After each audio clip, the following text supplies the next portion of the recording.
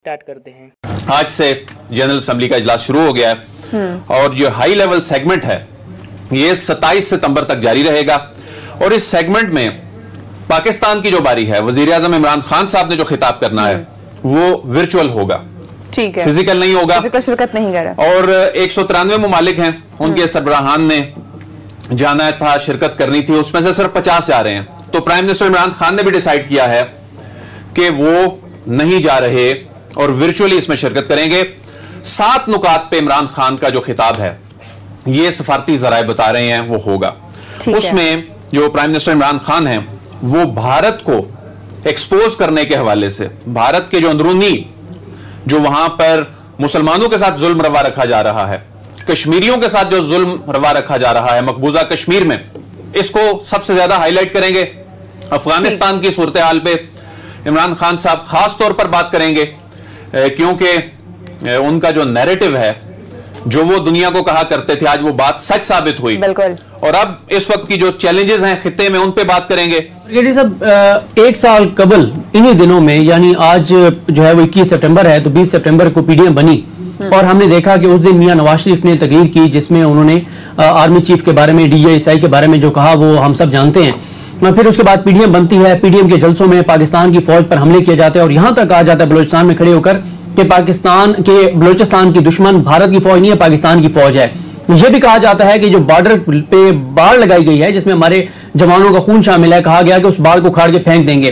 फिर उसके बाद यह सिलसिला चलता रहा, यहां तक कहा गया कि जी वो आर्मी चीफ की टांगे कांप रही थी, अयाज सादिक यहां तक कह देते हैं और यह सिलसिला चलता रहता है। हमारे प्राइम मिनिस्टर इमरान खान साहब कहते हैं कि आप बदले हुए इमरान खान मुझे पाएंगे और अब हम पाकिस्तान की फौज पर हमले करने वालों के खिलाफ कार्रवाई करेंगे। आर्मी चीफ 6 सितंबर को कहते हैं, जो कि दुरुस्त कहते हैं, कि पाकिस्तान को अंदरूनी तौर पर कमजोर करने के लिए 5th जनरेशन वॉर का जिक्र करते हैं कि पाकिस्तान के अंदर कुछ लोग बैठे हैं जो बाहर के एजेंडे को आगे लेकर चल रहे हैं, पाकिस्तान की फौज और अवाम के दरमियान जो है वो इख्तलाफात पैदा करके और इस रिश्ते को कमजोर करना चाहते हैं। क्योंकि हमने अफगानिस्तान में देखा कि वहां पे फौज इसलिए नहीं लड़ सकी कि कौम पीछे नहीं थी और फौज नहीं कौम लड़ती है। ये बातें तो हम सब करते हैं, मसले का भी पता है, प्राइम मिनिस्टर को भी पता है, आर्मी चीफ को भी पता है, हम सबको पता है कि 5th जनरेशन वॉर बहुत बड़ा मसला है।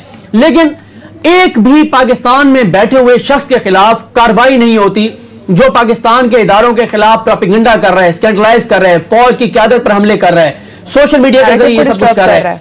एक भी फर्द के खिलाफ कार्रवाई नहीं होती और जिनके खिलाफ कार्रवाई शुरू होती है उनको हमारे इदारे FIA जैसा इदारा उनको हीरो बना देता है गलत कार्रवाई करके।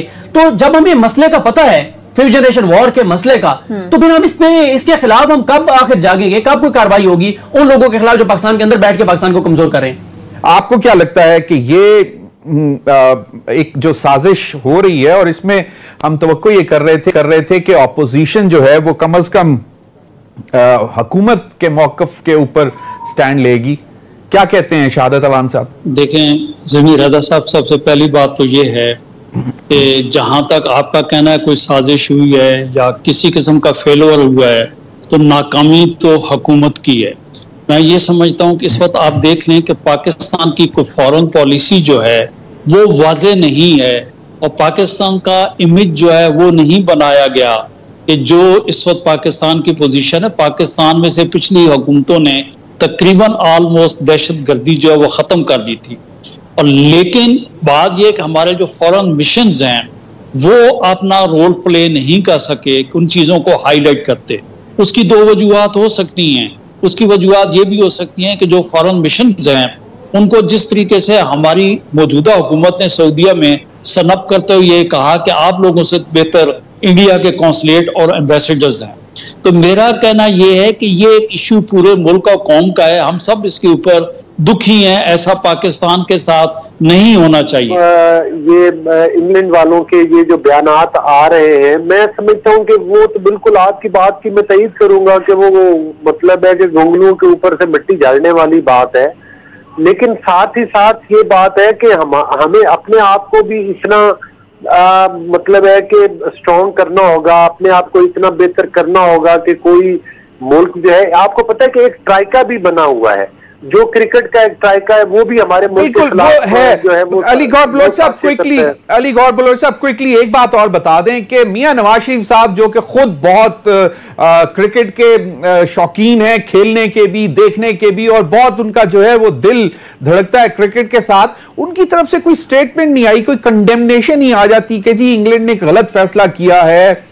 अब ये मतलब छोटी छोटी चीजें अगर ये कर लेते तो क्या उसमें हर्ज क्या था? इसमें एज ए नेशनल वॉइस होनी चाहिए थी, सिर्फ हुकूमत की आवाज क्यों, ऑपोजिशन की आवाज क्यों? आपके शायद आपने ना सुना हो, मियां नवाज शरीफ साहब ने फौरन रिस्पॉन्स किया है और उन्होंने कहा है कि हमारे मुल्क के वजीर आजम का ये हक नहीं बनता कि वो किसी भी मुल्क के वजीर आजम को ये मिन्नतें करे फोन करके कि भाई आप अपनी टीम को वापस ना भेजें। ये समझते कि इस प्रोसेस में बहुत टाइम लगेगा कि अगर हम खुद ही फुल्ली इंडिपेंडेंट होकर अपनी इकोनॉमी को भी सेट करें, और क्योंकि बहुत सारी ऐसी चीजें हैं जो हमें भी दुरुस्त करने की जरूरत है, कर्जे बहुत ज्यादा हैं, तो इस तरह से अचानक से हम कट ऑफ नहीं हो सकते। देखिए बात यह कि we have to maintain a balance, we have to ensure कि हम किस ब्लॉक में जा रहे हैं, जिसमें आपके सामने रशिया है, चाइना है, सेंट्रल एशिया है, ईरान है, पाकिस्तान है, लेकिन साथ ही साथ we remain engaged with America के साथ, यूरोपियन यूनियन के साथ, we don't disconnect. That is what the politics also, diplomacy भी यही है। तो आप उनसे एंगेज रहें, आप अपने उनसे ऐसे ताल्लुकात रखें कि डिप्लोमेसी आर्ट यही है कि आप अपने नेशनल ऑब्जेक्टिव्स को परस्यू करें and remain engage, listen to them. आपकी प्रॉब्लम ये कि हमारी एजुकेशन ब्यूरोक्रेट्स की, मिलिट्री की, सबकी वेस्टर्न कंट्रीज में और अमेरिका में होती है। तो वो थिंकिंग हमारी जो है ना, we have to shed that वे।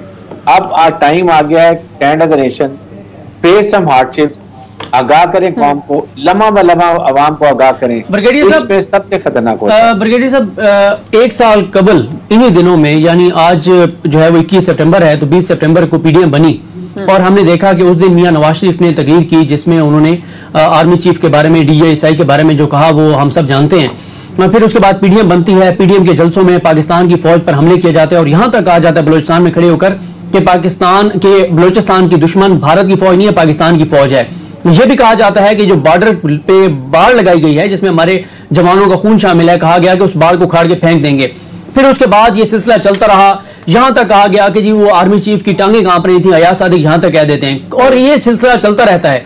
हमारे प्राइम मिनिस्टर इमरान खान साहब कहते हैं कि आप बदले हुए इमरान खान मुझे पाएंगे और अब हम पाकिस्तान की फौज पर हमले करने वालों के खिलाफ कार्रवाई करेंगे। आर्मी चीफ 6 सितंबर को कहते हैं, जो कि दुरुस्त कहते हैं, कि पाकिस्तान को अंदरूनी तौर पर कमजोर करने के लिए 5th जनरेशन वॉर का जिक्र करते हैं कि पाकिस्तान के अंदर कुछ लोग बैठे हैं जो बाहर के एजेंडे को आगे लेकर चल रहे हैं, पाकिस्तान की फौज और अवाम के दरमियान जो है वो इख्तलाफात पैदा करके और इस रिश्ते को कमजोर करना चाहते हैं। क्योंकि हमने अफगानिस्तान में देखा कि वहां पे फौज इसलिए नहीं लड़ सकी कि कौम पीछे नहीं थी और फौज नहीं कौम लड़ती है। ये बातें तो हम सब करते हैं, मसले का भी पता है, प्राइम मिनिस्टर को भी पता है, आर्मी चीफ को भी पता है, हम सबको पता है कि 5th जनरेशन वॉर बहुत बड़ा मसला है, लेकिन एक भी पाकिस्तान में बैठे हुए शख्स के खिलाफ कार्रवाई नहीं होती जो पाकिस्तान के इदारों के खिलाफ प्रोपेगेंडा कर रहा है, स्कैंडलाइज कर रहा है, फौज की क़यादत पर हमले कर रहा है, सोशल मीडिया के जरिए ये सब कुछ कर रहा है। एक भी फर्द के खिलाफ कार्रवाई नहीं होती और जिनके खिलाफ कार्रवाई शुरू होती है उनको हमारे इदारे, FIA जैसा इदारा उनको हीरो बना देता है गलत कार्रवाई करके।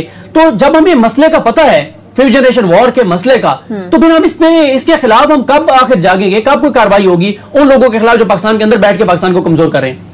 देखें, ये एक बहुत ही सेंसिटिव इशू है, यही सबसे बड़ी हमारी प्रॉब्लम। आपके सामने आपने मौलाना अब्दुल अजीज को देखा लाल मस्जिद के बाद, this is the issue what he was doing. आपका एक रिलीजियस स्कॉलर या लीडर वो किस तरीके से कौम को गुमराह कर रहा है, क्लैशुन का फात में अफगानिस्तान का झंडा लहराया हुआ है। आज आप लाल मस्जिद में जनरल मुशर्रफ ने किया था ना, एक्शन किया था, व्हाट हैपेंड, सारी दुनिया उनके पीछे पड़ गई। पहले का ऑपरेशन करें और फिर वो जो एक आपके सामने एक्सट्रीमिज्म की बात चलती है, फिर TLP की बात आप कर लें, तो you have to deal very technically. अभी आप ये बात करें, पूरे आपकी ऑपोजिशन, आपके मौलाना फजल Rahman, TLP, every bill will be out and they will on the streets. These are the crashes. So we have to very technical dealing it. Government को चाहिए कि इसको बड़ा माइन्यूटली स्टडी करें, find out the solution and see long term में इसको हमने कैसे कंट्रोल करना है। आपको